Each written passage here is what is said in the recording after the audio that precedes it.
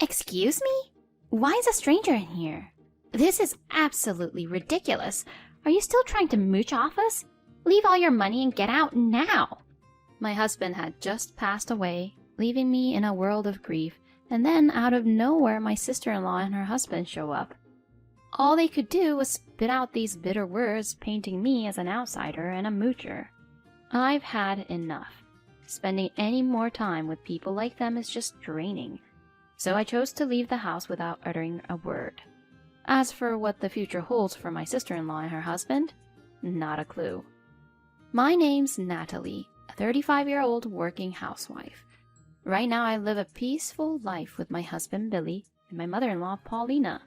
I never really had marriage on my radar, but I agreed to the current setup with the understanding that I could continue working after tying the knot. Billy is always such a sweetheart to me, always making sure I come first. I heard that his father passed away when Billy was just starting middle school, and since then, Paulina has been holding down the fort, raising my husband and his sister on her own. We don't have any kids yet, but I bet bringing them up involves a lot of challenges I can't even begin to imagine.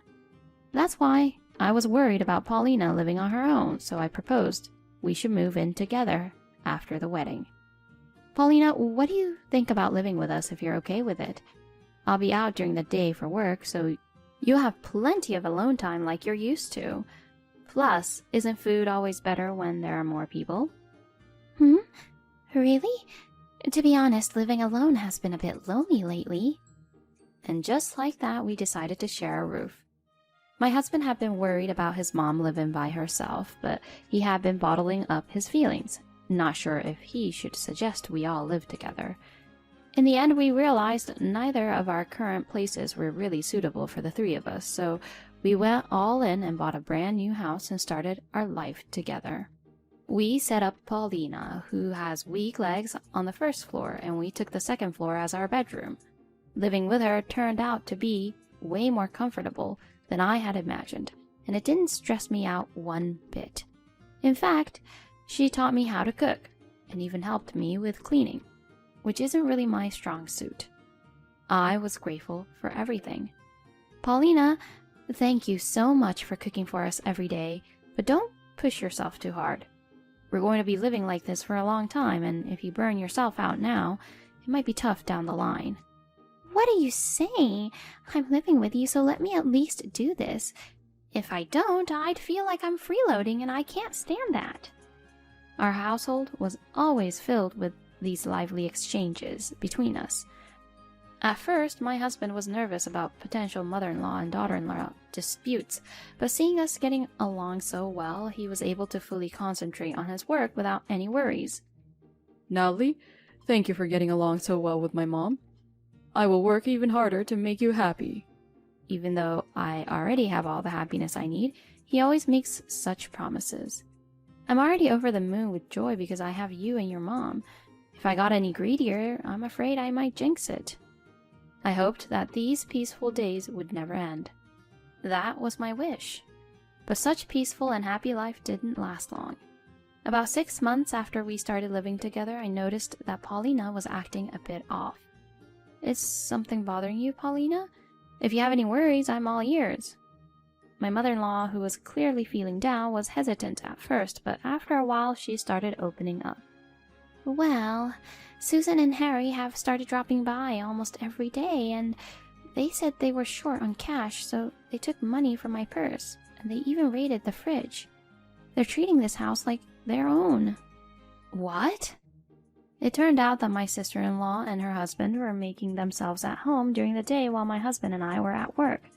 I had met them once before we got married and then at the wedding, and I remember they came off as a bit intense. My sister-in-law Susan, who looked me up and down as if she was sizing me up, remarked, "So this is the type of woman Billy is into. I wouldn't have guessed. She's pretty ordinary, isn't she? She blends into the background so much. If I were a man, I wouldn't look twice at her." She just blurted out such words. I had heard from my husband that he had a pretty wild sister, but I didn't think she'd be this bad. And despite being over 40, she doesn't hold down a steady job and just does as she pleases. No wonder Paulina was taken aback. She's been like this for years. Even when I scolded her in the past, she never listened. If you're saying it's because of how I raised her, I agree. It's all my fault. No, that's not true. You're not at fault, Paulina. It's a problem when adults act selfishly and cause trouble for others. I wanted to reassure her, so I said just that. My husband, who heard the story, also seemed quite bewildered. So my sister is still causing trouble. She's a real piece of work. I thought she'd mellow out a bit after getting married, but it seems to have done the exact opposite. He sighed deeply and his shoulders slumped. From what I gathered, it sounds like Susan's husband Harry isn't much of a go-getter either. Seems like he prefers a carefree lifestyle, taking on odd jobs when he feels like it, and not keeping any steady employment. Maybe that's why he's always scraping by, complaining about being broke and hungry. Little did I know, my husband had attempted to knock some sense into them multiple times in the past, but they didn't take heed, and so the time just kept passing by. Paulina didn't want them traipsing through our new house, so she tried making up all sorts of reasons, but their pushy attitude was just too much for her to handle. In 3 days, it's payday, and they'll surely come knocking.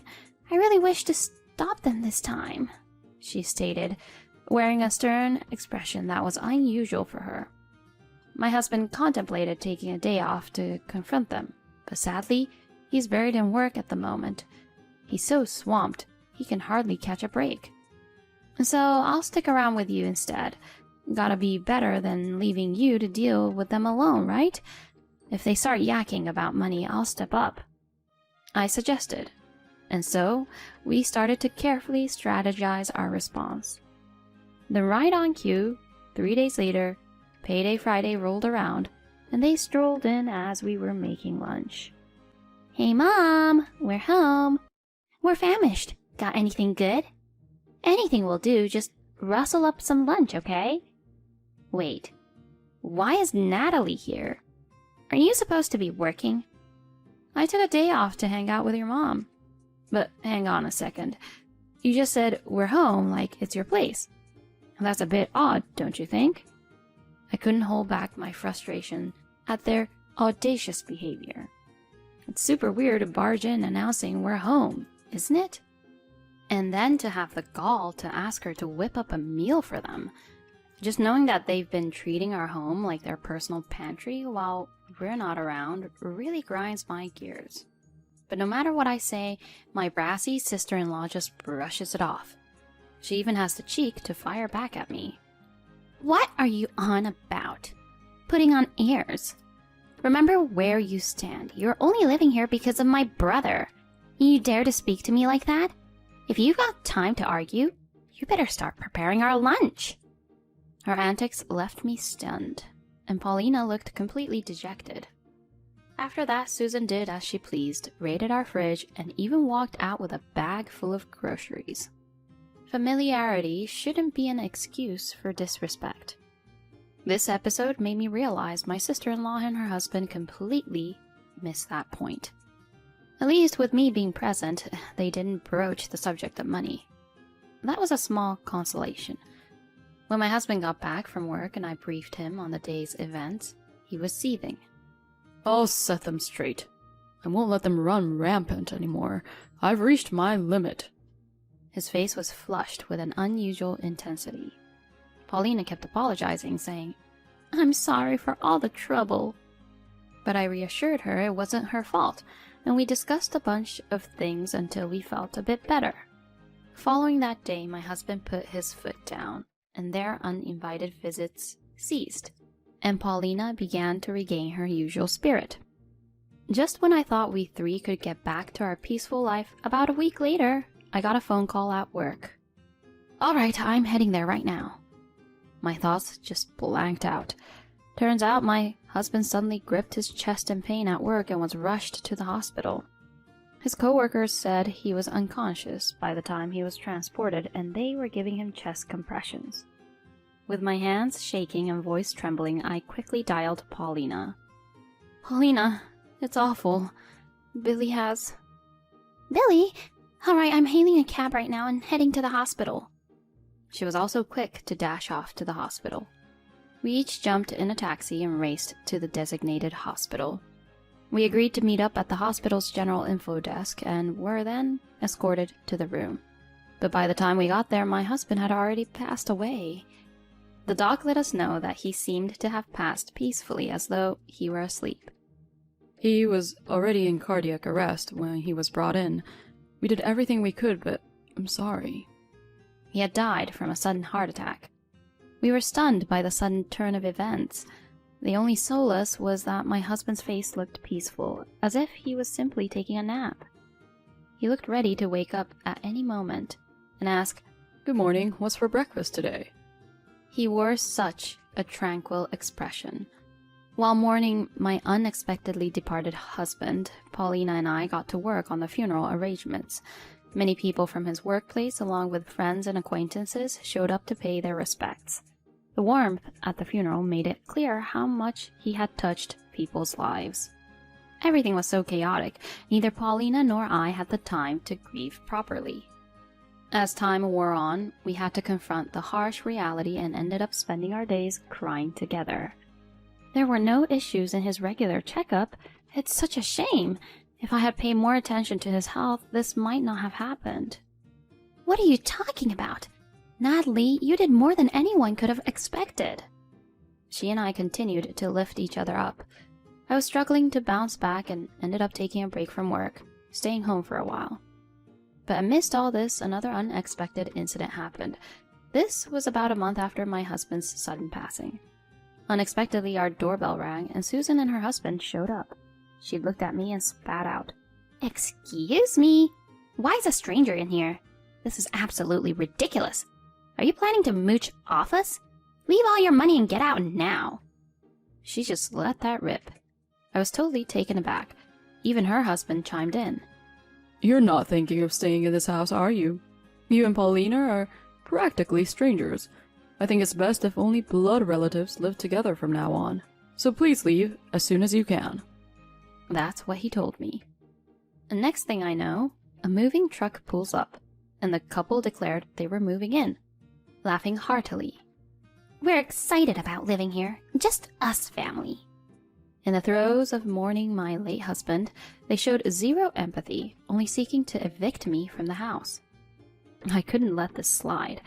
They were throwing insults, calling me a freeloader and an outsider. I'd reached my limit. Engaging with these people wasn't worth my time. I made up my mind to leave the house. While I was packing my things in my room, Susan gushed. "What's up? Feeling blue you can't stay in this house? I know being a widow's tough, but you've got to hang tough. You're younger than me, you'll manage somehow." That's what she said. I disregarded her words, didn't make eye contact, and left the house. Obviously, I have no clue what happened to them after that. The first place I headed after walking out of that house in silence was, of course, the real estate agent. It was to quickly put up for sale the house and property that Susan had usurped. There was no mortgage to pay off, and if I could get the paperwork done, I could wash my hands of the two. That was my plan. I had a gut feeling about this, so I had made various preparations just in case things went south. I had mapped out various escape routes for Paulina to get away from her daughter, and just in case, I had even secured a potential new place. Susan and her husband probably planned to live off Paulina's savings, but I wasn't about to let them have their way. Even if there's no blood bond, I decided to take care of my mother-in-law for the rest of her life. Paulina announced she was going shopping and dropped by my place. "Paulina, let's stay at this hotel until our new place is ready. It's gonna be a bit tight. We'll be sharing a room for a while, but bear with me, okay?"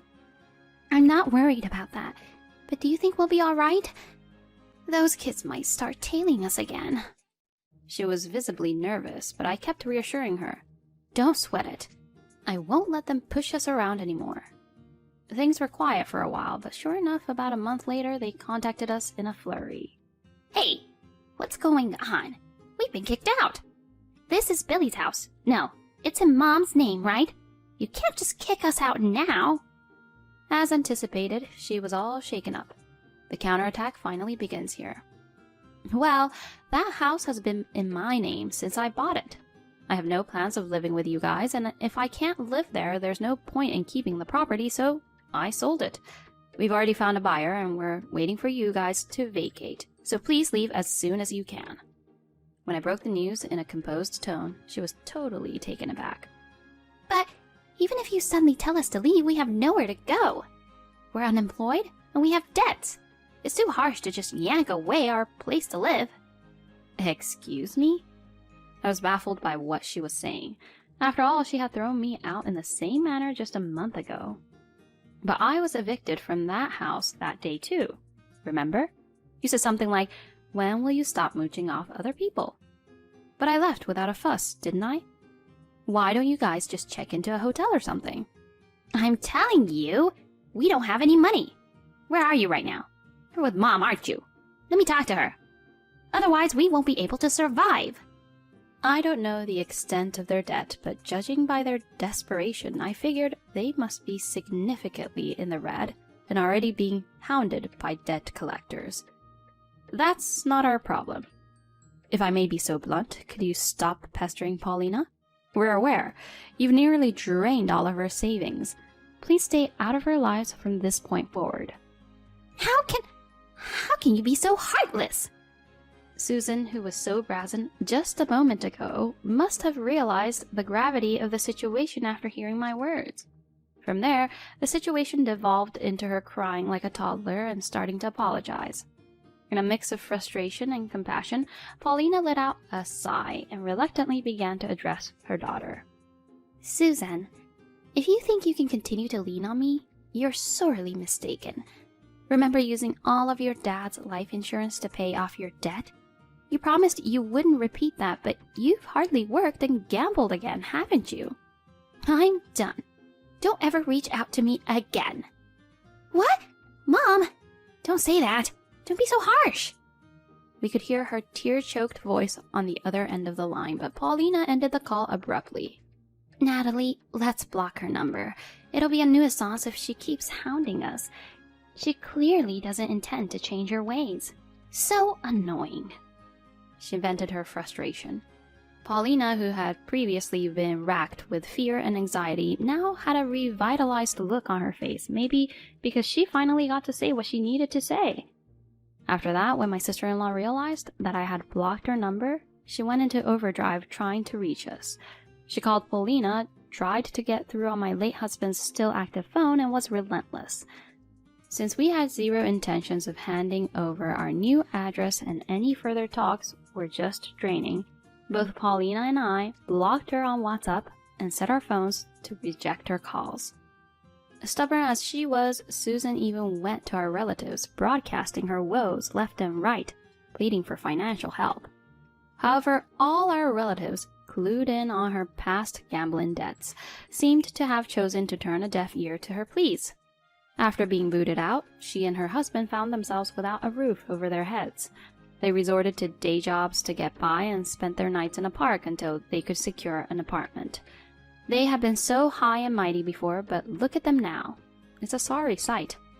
At this stage, Paulina and I have no plans to lend them a helping hand, no matter what. We're just going to sit back and watch them sink into their debt-filled abyss. A month breezed by, and I finally came to terms with the harsh reality of my husband's death and made my way back to work. I had dropped a bunch of weight, and it was causing concern, but now, after work, I return home to my sweet mother-in-law who greets me with a warm smile. It's incredibly comforting. While our living arrangement is a tad unconventional, I want to keep living this pleasant life with her.